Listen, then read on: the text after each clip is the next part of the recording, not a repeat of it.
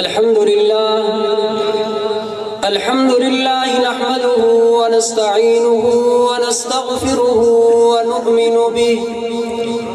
ونؤمن به ونتوكل عليه ونعوذ بالله من شرور أنفسنا ومن سيئات أعمالنا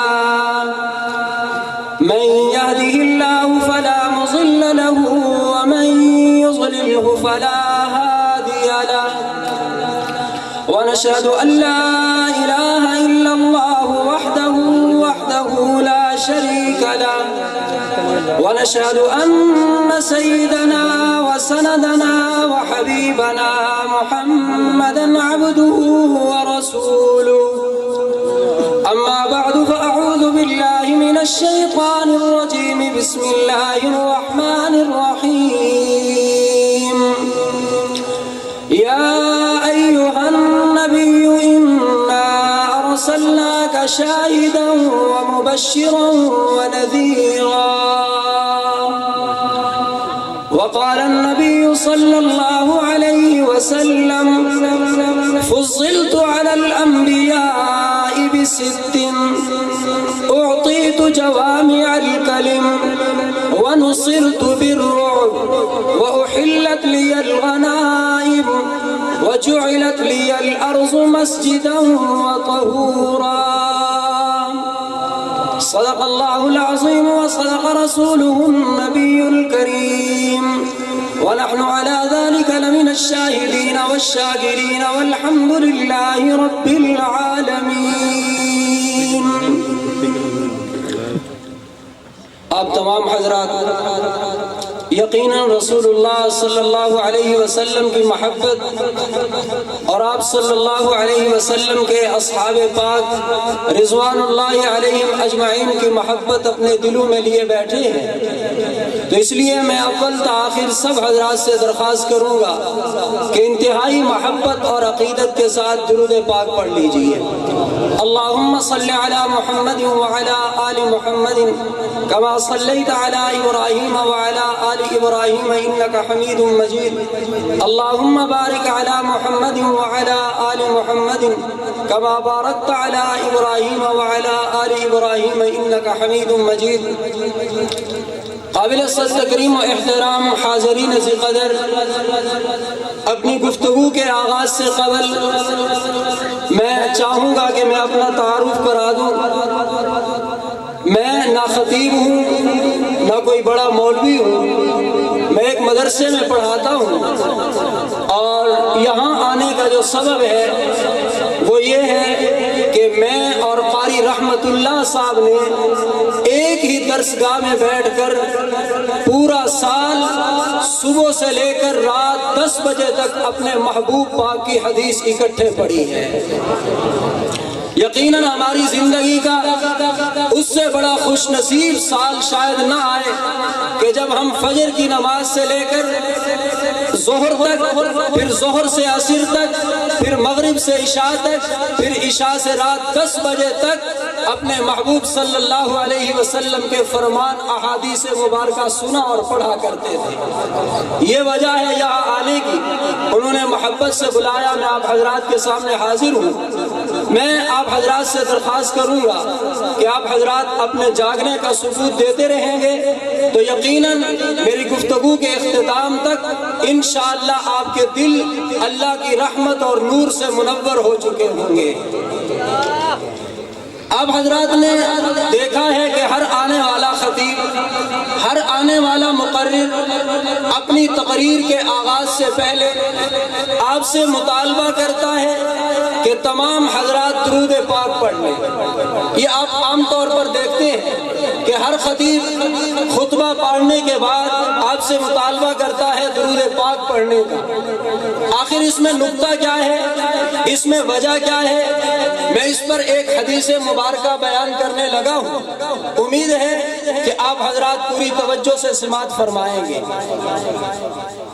مختصراً عرض یہ ہے کہ رسول اللہ صلی اللہ علیہ وسلم ایک سفر جہاد پر تشریف لے جا رہے ہیں۔ آپ صلی اللہ علیہ وسلم کے صحابہ کرام رضوان اللہ علیہم اجمعین آپ کے ساتھ ہیں۔ سفر چل رہا ہے، آقا علیہ السلام کی قیادت میں قافلہ ایک جگہ پہنچا، مجاہدین ایک جگہ پہنچے۔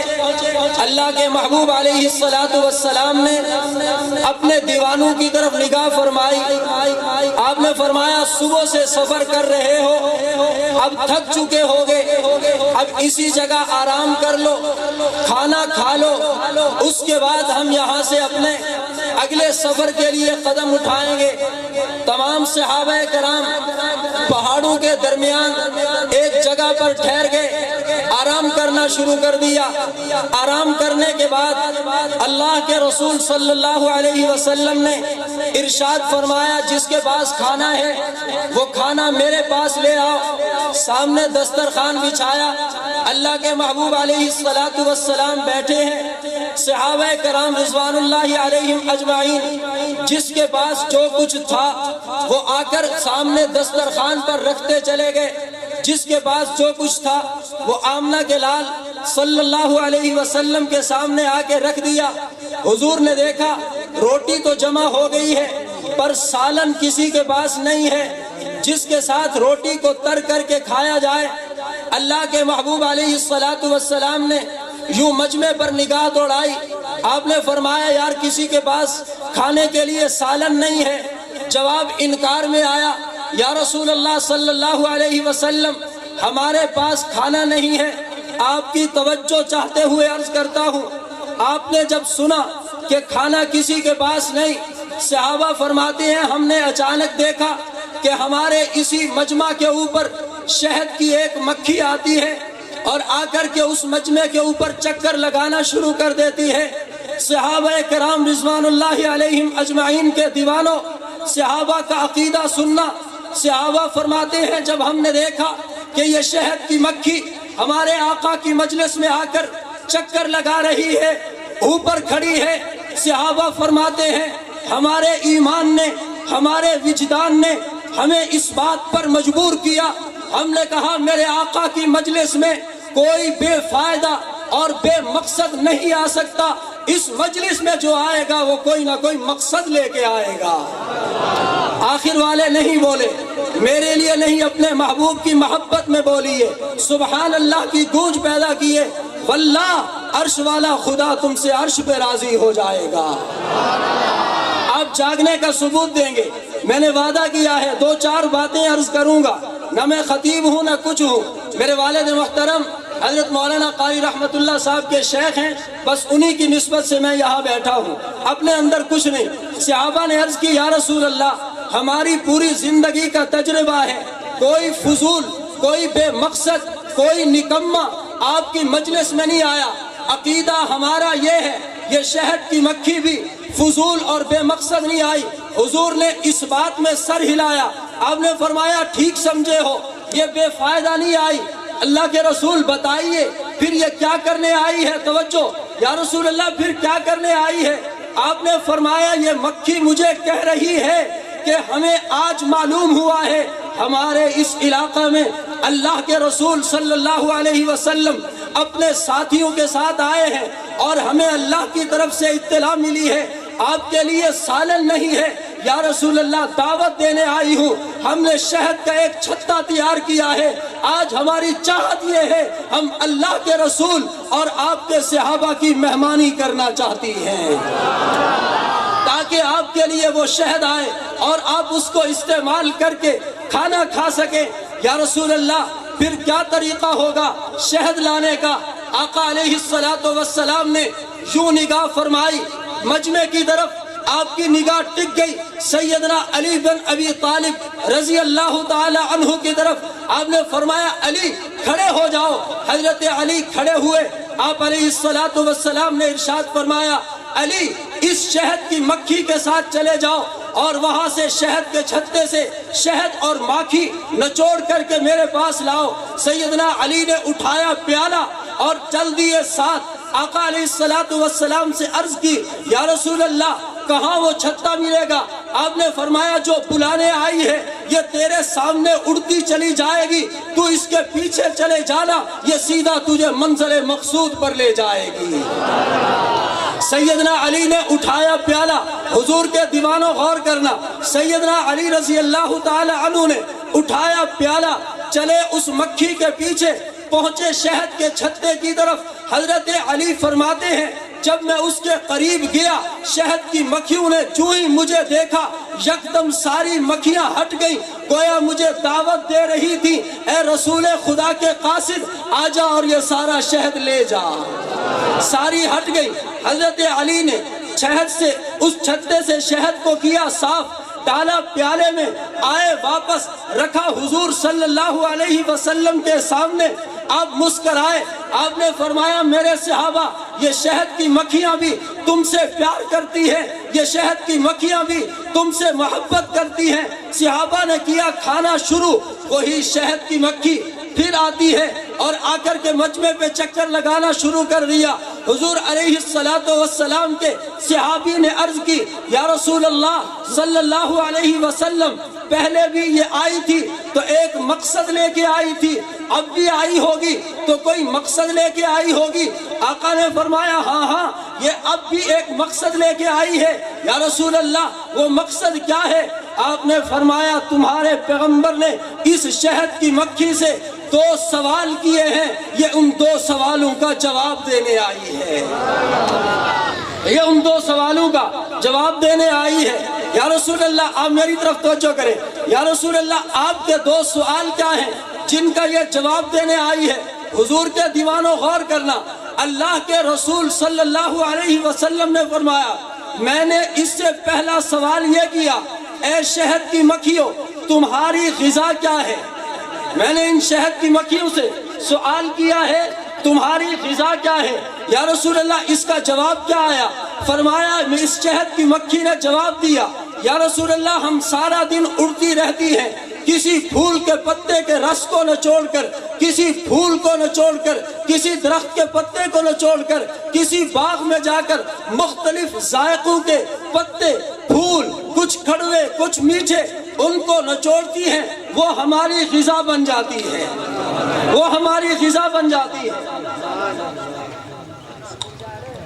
یا رسول اللہ ایک سوال تو آ گیا سمجھ میں، آپ کا دوسرا سوال کیا ہے؟ میں اس دوسرے سوال کو نقل کرنے سے پہلے اس بچے سے لے کر آخری بوڑھے تک ہر ایک سے درخواست کروں گا اس سوال کو بھی سن کے جانا، اس جواب کو بھی سن کے جانا، اور کانوں سے نہیں دل کے کانوں سے سننا اور دل کی تختی پہ لکھ کے جانا۔ یا رسول اللہ صلی اللہ علیہ وسلم آپ کا دوسرا سوال کیا تھا جو آپ نے اس شہد کی مکھی سے کیا ہے؟ آقا نے فرمایا میں نے اس سے پوچھا ہے جو غذا تو نے بتائی ہے اس غذا کے ذائقے مختلف ہیں، اس غذا کے ذائقے مختلف ہیں، کسی کا ذائقہ کھٹا ہے، کسی کا ذائقہ میٹھا ہے، کسی کا ذائقہ کڑوا ہے۔ اے شہد کی مکھی یہ بتا تمہارے منہ میں جا کے شہد میٹھا کیسے ہو جاتا ہے؟ ادھر تو ذائقے مختلف تھے، ادھر جا کے ایک قسم میں ایک ہی ذائقہ میٹھا کیسے بن گیا؟ یا رسول اللہ صلی اللہ علیہ وسلم صحابہ بے تاب ہو گئے، یا رسول اللہ جلدی بتائیے اس نے جواب کیا دیا ہے؟ آقا نے فرمایا اس کا جواب سنو، یہ شہد کی مکھی کہہ رہی ہے ہم سارا دن مختلف ذائقوں کی غذائیں حاصل کر کے مختلف رس نچوڑ کر جن کا ذائقہ ایک جیسا نہیں، ہم واپس اپنے چھتے میں جاتی ہیں، ہماری ایک سردار مکھی ہوتی ہے، ہماری ایک سردار مکھی ہوتی ہے، جب ہم شام کو واپس جاتی ہے وہ سردار مکھی کہتی ہے سارے مل کر، ساری مکھیاں مل کر آقا کی ذات پہ درود پڑھو۔ یا رسول اللہ ہم سب مل کر آپ کی ذات پہ درود پڑھتی ہیں، سارا شہد ہمارا میٹھا ہو جاتا ہے، سارا شہد میٹھا ہو جاتا ہے۔ جن شیخ نے یہ حدیث مبارکہ لکھی ہے انہوں نے اسی حدیث کے نیچے لکھ ڈالا، انہوں نے کہا امت والو اگر شہد کی مکھی حضور کی ذات پر درود پڑھے شہد میٹھا ہو جائے گا، اگر شہد کی مکھی مختلف غذائیں حاصل کر کے اس کے ذائقے میں مٹھاس آ جاتی ہے، فرمایا تم ذرا اپنا تصور کرو، جب ایک مومن، جب ایک ایماندار اللہ کے رسول صلی اللہ علیہ وسلم پر درود پاک پڑھتا ہے، اس کے سینے اور منہ میں اللہ کتنی مٹھاس پیدا کرتے ہوں گے۔ اور میں آپ حضرات سے اس اجتماع کی وساطت سے ایک وعدہ اور ایک مسئلہ بتا کر کے جا رہا ہوں۔ ہمارے اکابر نے ایک مسئلہ کتابوں میں لکھا ہے، فرمایا درود پاک پڑھنے کا اجر بہت زیادہ ہے، درود پاک پڑھنے کے فضائل بہت زیادہ ہیں، مگر جب یہی درود پاک غفلت سے پڑھا جائے تو انسان کی تباہی اور بربادی شروع ہو جاتی ہے۔ درود پاک کو کبھی غفلت سے نہ پڑھنا، جب بھی پڑھنا پوری توجہ سے پڑھنا، اس نظریے کے ساتھ تو سوچنا کہ یہی درود پاک یہاں سے فرشتے لے جا کر کے آقا رسول صلی اللہ علیہ وسلم کی دربار اقدس میں پیش کرتے ہیں۔ آپ کی برکت سے اللہ پاک نے ایک اور حدیث میرے ذہن میں ڈال دی، وہ میں آپ حضرات کو سنانا چاہتا ہوں۔ اللہ کے رسول صلی اللہ علیہ وسلم نے ارشاد فرمایا کہ اللہ نے اس دنیا میں تین مخلوقیں ایسی پیدا کی ہیں جن کو جہاں سے پکارا جائے وہ ہر جگہ اس آواز کو سن لیتی ہے۔ تین مخلوق ایسی ہے، جہاں سے پکارو، اپنی بستی مرالی میں بیٹھ کر پکارو، مدینہ منورہ میں بیٹھ کے پکارو، کسی علاقے میں بیٹھ کر پکارو، وہ تین چیزیں ان میں اتنی صلاحیت ہے، ان میں اللہ نے اتنی استعداد رکھی ہے کہ وہ ایک ایک کی آواز کو سن لیتی ہیں۔ عرض کی گئی یا رسول اللہ وہ تین چیزیں کیا ہیں؟ آپ علیہ السلام نے ارشاد فرمایا پہلی چیز اللہ کی مخلوق جنت ہے، جنت۔ فرمایا جب میرا کوئی امتی اپنے گھر میں بیٹھ کر، اپنی بستی میں بیٹھ کر، مشرق اور مغرب کے کونے میں بیٹھ کر، کسی جگہ بیٹھ کر جب اللہ سے یہ درخواست کرتا ہے اے میرے رب مجھے جنت میں جگہ عطا فرمانا، اللہ مجھے جنت میں ٹھکانہ عطا فرمانا، اللہ کے رسول صلی اللہ علیہ وسلم نے ارشاد فرمایا اس آدمی کی آواز جو اس نے اپنی بستی میں بیٹھ کر اللہ سے جنت کی درخواست کی ہے، اللہ اس کی آواز کو جنت تک پہنچا دیتے ہیں اور وہ جنت اس کے لیے سفارش کرتی ہے اے اللہ اس آدمی کا ٹھکانہ میرے اندر کر دے۔ دوسری چیز آپ علیہ السلام نے فرمایا، دوسری چیز اس دنیا میں اللہ نے جس میں سننے کی حیرت انگیز صلاحیت رکھی ہے وہ دوسری چیز جہنم ہے۔ فرمایا میرا کوئی امتی جہنم کے خوف سے اپنے گھر میں بیٹھ کر، مسجد میں بیٹھ کر، کسی بھی کونے میں بیٹھ کر جب یہ درخواست کرتا ہے میرے مولا میں جہنم میں جانے کی صلاحیت نہیں رکھتا، اللہ میرے اندر اتنی ہمت اور طاقت نہیں ہے، میں آپ سے پناہ مانگتا ہوں اللہ مجھے جہنم سے پناہ عطا فرما۔ فرمایا یہ ادھر رو رو کر اللہ سے جہنم سے پناہ مانگ رہا ہوتا ہے، اس کی آواز جہنم سنتی ہے اور اللہ جل جلالہ سے درخواست کرتی ہے اے اللہ میرے اندر اس آدمی کو کبھی نہ بھیجنا، وہ بھی اس کی سفارش کرتی ہے۔ عرض کی یا رسول اللہ تیسری چیز کیا ہے؟ آقا علیہ السلام نے فرمایا تیسری چیز فرمایا اللہ کے نے اپنے محبوب علیہ السلام کی مزار مقدس پر، آپ کے روضہ پاک پر ایک فرشتے کو مقرر کیا ہے، اس فرشتے میں اللہ نے سننے کی حیرت انگیز صلاحیت رکھی ہے، کھڑا وہ روضہ اقدس پہ ہے، کھڑا وہاں ہے، درود پاک یہاں سے پڑھا گیا ہے، اللہ نے اس فرشتے کو اتنی صلاحیت دی ہے وہ پوری دنیا کے ایک ایک انسان کے نام کو بھی جانتا ہے، اس کے والد کے نام کو بھی جانتا ہے۔ یا رسول اللہ وہ مزار مقدس پہ کھڑا ہے، اس کی ذمہ داری کیا ہے؟ آقا علیہ السلام نے فرمایا میرا کوئی امتی جب اپنے گھر میں اپنے علاقے میں بیٹھ کر میری ذات پر درود پاک محبت سے پڑھتا ہے، اس کا یہ پڑھا ہوا درود وہ فرشتہ مزار مقدس پہ کھڑے ہو کر سنتا ہے، وہ روضہ اقدس پہ کھڑے ہو کر کے سنتا ہے۔ یا رسول اللہ پھر کیا ہوتا ہے؟ فرمایا اللہ نے اس کو اتنی صلاحیت دی ہے، وہ اس پڑھنے والے کا نام بھی جانتا ہے، اس کے باپ کا نام بھی جانتا ہے، وہ فوراً مزار مقدس کے اندر جاتا ہے اور جا کر کے عرض کرتا ہے یا رسول اللہ فلاں بستی میں بیٹھ کر آج آپ کے فلاں امتی نے جو فلاں کا بیٹا ہے آپ کی ذات پر درود پاک پڑھا ہے، وہ ادھر جا کر اس کا یہ ہدیہ پیش کرتا ہے، حضور یہ ہدیہ دیکھ کر کے مسکرا دیتے ہیں۔ تو ہر ایک کی یہ چاہت ہوتی ہے کہ میرے آقا مجھ سے خوش ہو جائیں، میرے اللہ مجھ سے راضی ہو جائیں۔ میرے خیال میں ہمارے مہمان خطیب تشریف لائے ہیں اور میرا مزاج یہ ہے کہ جتنا وقت ہو، چونکہ ہمیں بھی اس سے واسطہ بڑھتا رہتا ہے، اس لیے میں اسی پر اکتفا کرتا ہوں۔ وآخر دعوانا ان الحمد للہ رب العالمین۔